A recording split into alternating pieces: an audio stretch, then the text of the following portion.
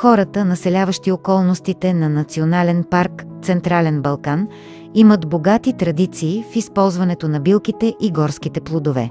Билките привличат и много туристи в националния парк. Съвместяването на природозащитните цели на парка с интересите на местното население е една от основните задачи на служителите от парковата дирекция.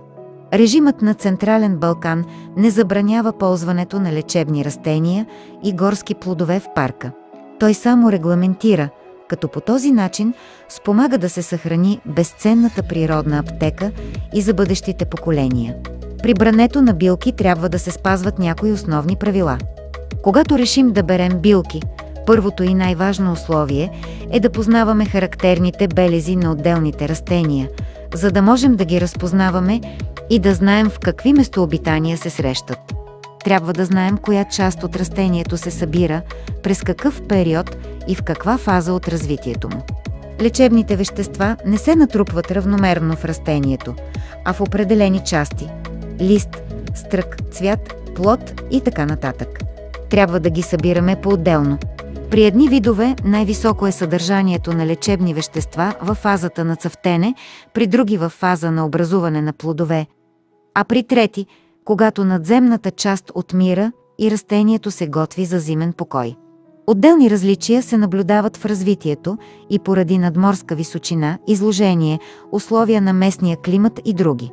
Трябва да знаем кои са подходящите инструменти за бране на билки и как да пренасяме и съхраняваме билките, за да не похабим събраните количества.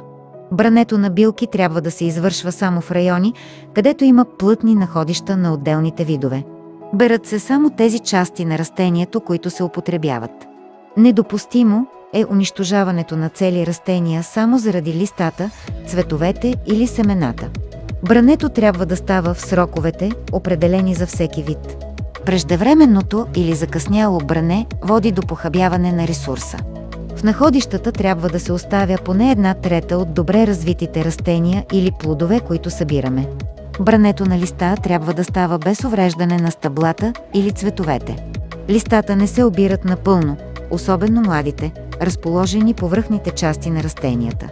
Стръковете се изрязват грижливо на определената за всеки вид височина, без груби при основни части.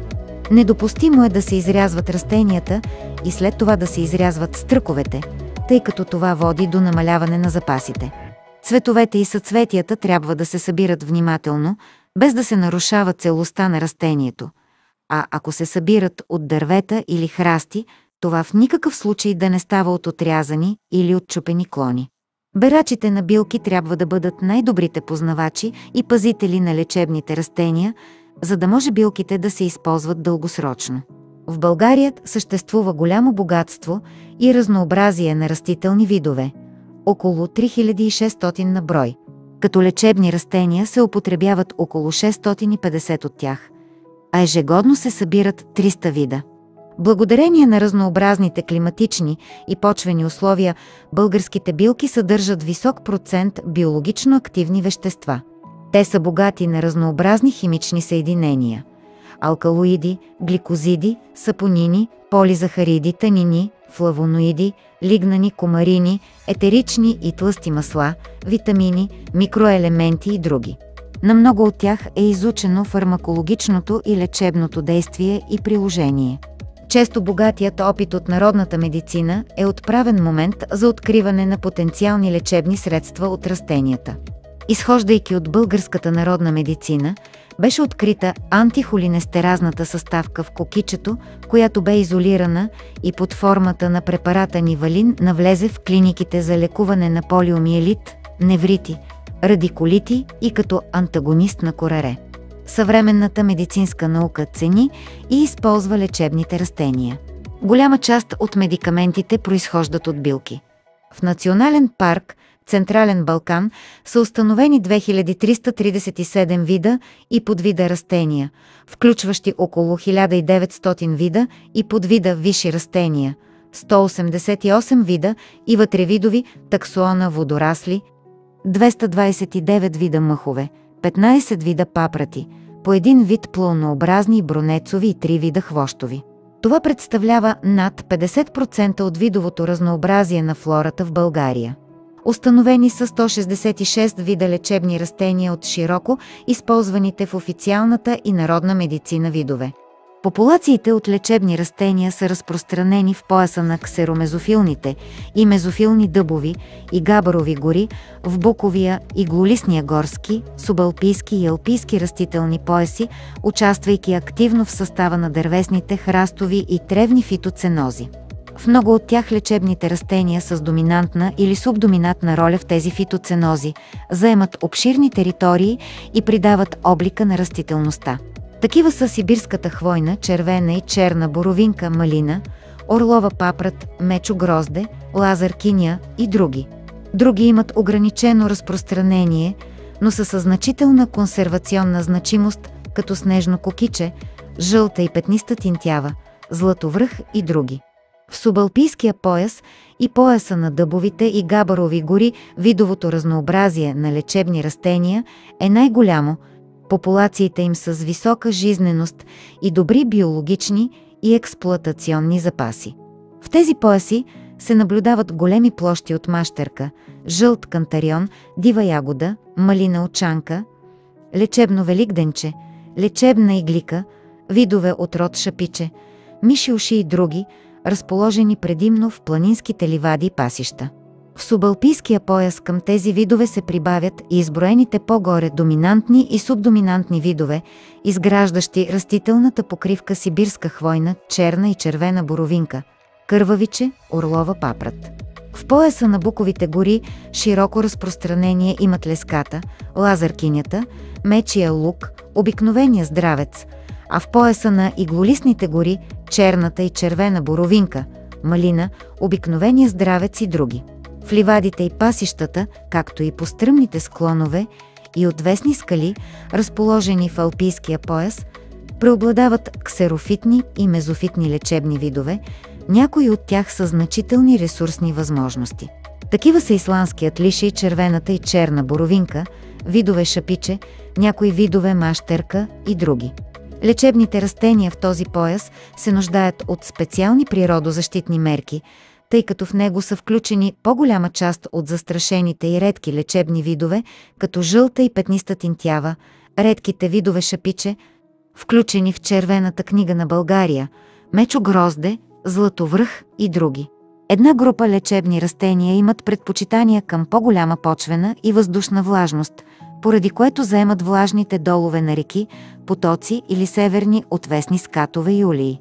Такива са сладката и мъжка папрат, блатняк, пънчичева и горска пищялка, див девесил и други.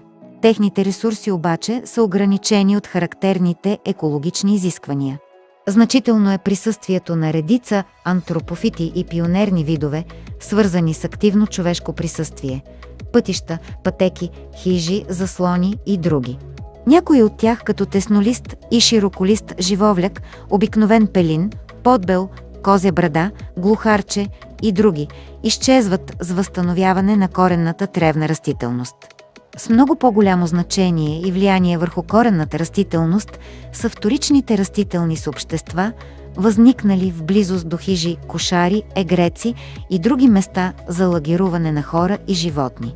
Такива растителни съобщества има на много места в Национален парк Централен Балкан.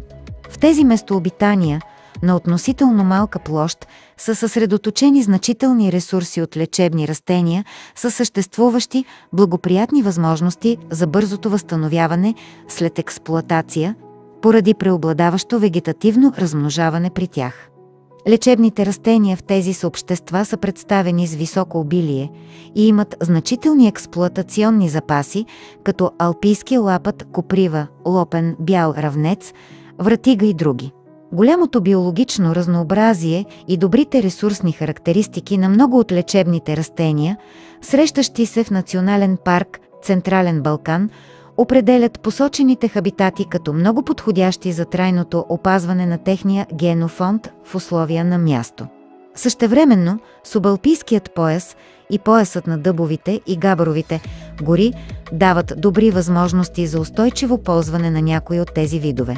Алпийският безлесен пояс, въпреки големия брой лечебни растения, е силно уязвим поради наличието на най-голям брой консервационно значими лечебни видове. От видовете, срещани в парка, в Червената книга на България са отбелязани 22 лечебни вида или около 2,8% от всички видове, включени в нея. 4 вида са включени в категорията застрашен и 18 в категорията рядък за флората на България.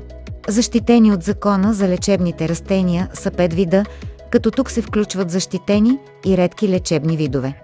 При много от популациите на жълтата и петниста тинтява, меколисно шапиче, кръглолистна росянка, златовръх и други се наблюдава значително намаляване на числеността и заеманата площ, главно в резултат на различни антропогенни и екологични фактори. Установени са 16 вида лечебни растения под специален режим на стопанисване и ползване, като някои от представителите на комплекса от видове шапиче, панчичева пищялка, лудобили и други са редки видове, срещащи се в единични екземпляри. Няколко лечебни вида, разпространени в Национален парк Централен Балкан, са включени в списъка на САИТЕС, Конвенцията по международната търговия с застрашени видове от дивата фауна и флора. Това са снежно кукиче и няколко вида от род салеп. Посочените по-горе видове, заедно с исландския лишей, мечото грозде, жълтата тинтява и плавуна, влизат в списъка на застрашените лечебни растения, посочени от Европейския съюз в разпореждане номер 338/97.